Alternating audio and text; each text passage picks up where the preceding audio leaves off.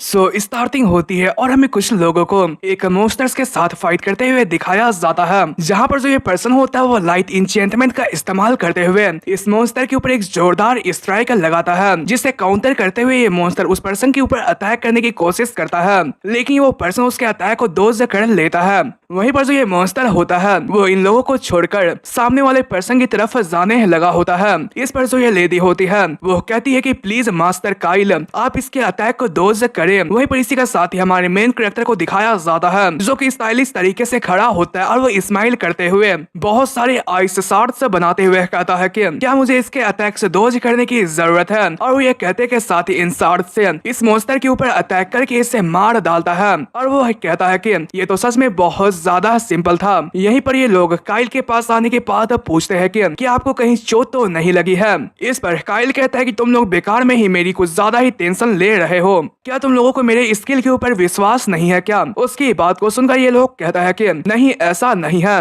वहीं पर जो हमारा काइल होता है वो कहता है कि मैं अभी के वक्त पर तो बहुत ज्यादा स्ट्रॉन्ग हूँ, लेकिन पहले ऐसा नहीं था। 3 मंथ पहले मैं काइल सेल्टारियन एक स्पॉइल्ड बंदा था जो कि डेथ को महसूस करने वाला था। इसी के साथ ही जो हमारी रियल स्टोरी होती है वो स्टार्ट होती है और हमें 3 मंथ पहले एनेक्स दिखाया जाता है, जहाँ पर जो एक सर्वेंट होती है वो कह रही होती है कि मैं अभी इस जगह पर लॉर्ड काइल को अब महसूस नहीं कर सकती हूँ, आई मीन अब बर्दाश्त नहीं कर सकती हूँ। इस पर दूसरी मेड पूछती है कि क्या लॉर्ड काइल ने आज फिर से आपके ऊपर चिल्लाया था क्या? इस पर ये मेड कह रही होती है कि उसने मेरे ऊपर चिल्लाया ही नहीं बल्कि उसने मेरे ऊपर सामान भी फेंकना स्टार्ट कर दिया था, इसलिए मुझे बहुत ज्यादा गुस्सा आ चुका है, इसलिए अब मैं काइल के रूम में नहीं जाने वाली हूँ। इस पर दूसरी सर्वेंट से कह रही होती है कि लेकिन अब हमें क्या करना चाहिए? हमें तो यहाँ पर उनके रूम में खाना और दवाइयाँ लेना जाना पड़ता है। इस पर यह लेडी कह रही होती है कि भले हम उन सभी सामानों को उसके कमरे तक ले जाएं, तभी वो उन चीजों को नहीं खाएगा क्योंकि वो हमेशा गुस्से में रहता है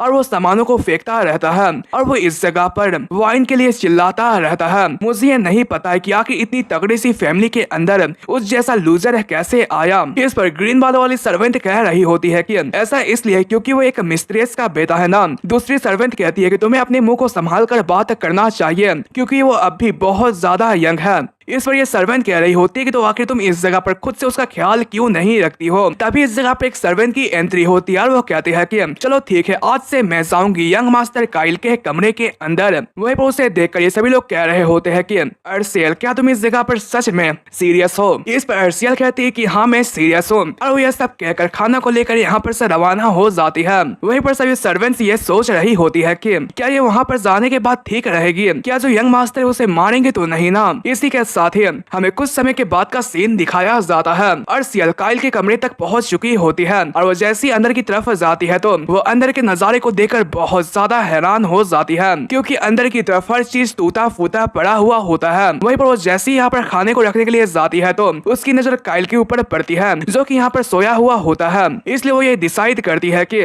वो इन सभी टूटे फूटे चीजों को क्लीन करेगी। वहीं पर वो जैसे यहाँ पर से क्लीन करने के लिए जाने ही वाली होती है कि तभी काइल जाग जाता है और उसके हाथ को पकड़ लेता है और वो उससे यह पूछता है कि आखिर तुम कौन हो? इस पर अर्सियल ये बताती है कि मेरा नाम अर्सियल है, कुछ टाइम पहले आप ही ने तो मेरी जिंदगी बचाई थी, मुझे माफ कीजिएगा कि मैं यहाँ पर आपके बिना इजाजत के आपके कमरे के अंदर आई थी। लेकिन तभी अर्सियल को इस जगह पर एक जोरदार झटका लगता है और वो अर्सियल के हाथ को छोड़ते हुए इस चीज के लिए उससे माफी मांगता है। इस पर अर्सियल कहती है कि नहीं कोई दिक्कत नहीं है, मैं यहाँ पर सही हूँ। वहीं पर काइल ये सोच रहा होता है कि आखिर यहाँ पर क्या चल रहा है, आखिर जो ये बच्ची है वो यहाँ पर मेड के आउटफिट पहनकर क्यों रखी हुई है। वहीं पर उसे परेशान देखकर जो अर्सियल होती है वो उसे खाना और दवाइयाँ देकर यहाँ पर से चली जाती है। वहीं पर इसकी वजह से काइल हैरान होते हुए कहता है कि आखिर उसने इस जगह पर मेडिसिन क्यों लाई है, क्या यहाँ पर इस बॉडी के साथ कुछ हुआ है क्या? और वो जैसी शीशे में जाकर अपनी शक्ल देखता है तो बहुत ज्यादा हैरान हो जाता है और वो कह रहा होता है कि ऐसा नहीं हो सकता है, जो ये फेस है वो तो एक गेम के कैरेक्टर का फेस है ना। वहीं पर वो बताता है कि आखिर यहाँ पर क्या चल रहा है। जब मैं यहाँ पर जागते के साथ ही आईने के अंदर देख रहा हूँ तो मुझे ये पता चलता है कि मैं ली ह्यून जो की एक गेम स्ट्रीमर था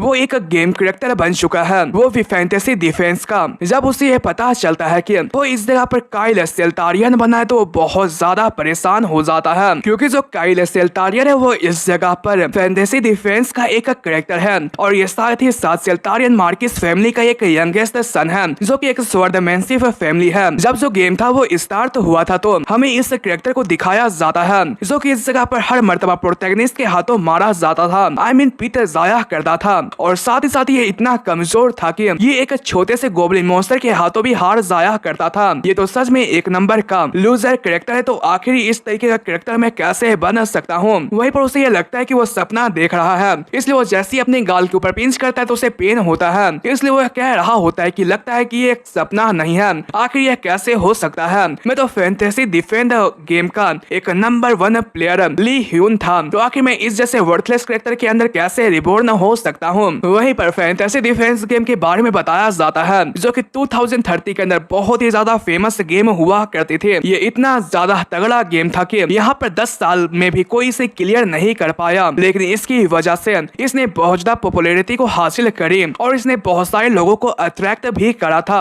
यहाँ पर स्कोर इस तरीके से डिसाइड होते थे कि आखिर तुम्हारा गेम प्ले स्टाइल कैसा है और तुम्हारी अचीवमेंट क्या है। अगर तुम यहाँ पर कोई रेयर क्वेस्ट या फिर किसी आइटम को ऑब्टेन करते हो तो तुम्हारी जो स्कोर है वो बहुत ही तगड़े तरीके से यहाँ पर बढ़ती है। मैं एक ऐसा पर्सन था जिसने यहाँ पर पूरे के पूरे 10 साल इस फैंटेसी डिफेंस गेम के अंदर लगा दिए गए थे। यहाँ पर मुझे इस गेम के ऐसे लेजेंडरी कॉम्बिनेशन फॉर्मूलाज पता थे जिसके बारे में किसी और को भी पता नहीं था, और यहाँ पर मेरी इस गेम के अंदर सबसे ज्यादा हायर स्कोर्स थे। मैं ग्लोबल की रैंकिंग में टॉप नंबर 1 प्लेयर था, लेकिन आखिर में इस जैसे कैरेक्टर को कैसे पोजेस कर सकता हूँ। यहाँ पर ये गेम इतना टफ था कि यहाँ पर पावरफुल से भी पावरफुल प्रोटैगनिस्ट से क्लियर नहीं कर पा रहा था। जबकि इस गेम को मैंने बहुतों दफा खेल रखा है तो मुझे यहाँ पर काइल सेल्टारियन के फेट के बारे में अच्छे तरीके से पता है।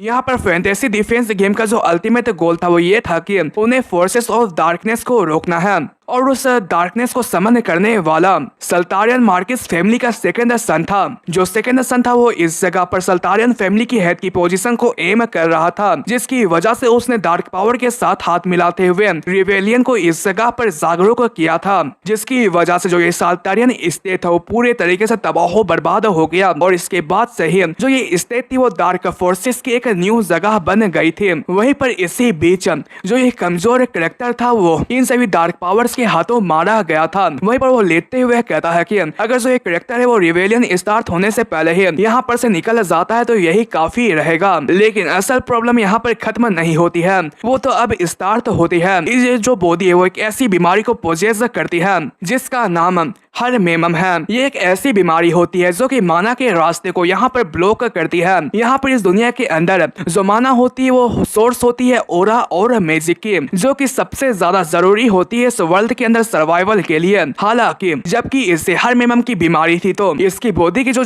सारी की सारी माना पाथवेज थी वो इस जगह पर ब्लॉक दी, जिसकी वजह से इसे सर्वाइवल करने के लिए न्यूट्रिशन नहीं मिल रही थी, जिसकी वजह से ये 20 साल होने से पहले ही इस बीमारी के हाथों मारा जाता। यहाँ पर इस बीमारी का सिर्फ एक ही रास्ता है, तुम्हें यहाँ पर इस डिजीज को ओवरकम करने के लिए नेचुरल माना को एब्जॉर्ब करना पड़ेगा। लेकिन जबकि जो माना का रास्ता है वो बंद है तो आखिर कोई कैसे यहाँ पर माना को एब्जॉर्ब कर सकता है। वहीं पर हम मेमम की यही एक बीमारी नहीं है, बल्कि इसके होने की वजह से कोई भी पर्सन यहाँ पर पूरे तरीके से डिप्रेशन के अंदर जा सकता था। उसे हर वक्त मौत की डर रहा करती थी, क्योंकि उसके पास सिर्फ कुछ ही टाइम मौजूद थे, जिसकी वजह से वो इस डिप्रेशन को रेजिस्ट ना कर पाया, जिसकी वजह से वो एक नंबर का पागल इंसान बन गया, जिसकी वजह से वो हमेशा हर किसी के ऊपर चिल्लाया करता था। इसलिए जो उसके फादर थे उन्होंने ये ऑर्डर दिया कि उसके एक्शंस के लिए उसे यहाँ पर कमरे के अंदर बंद कर दिया जाए।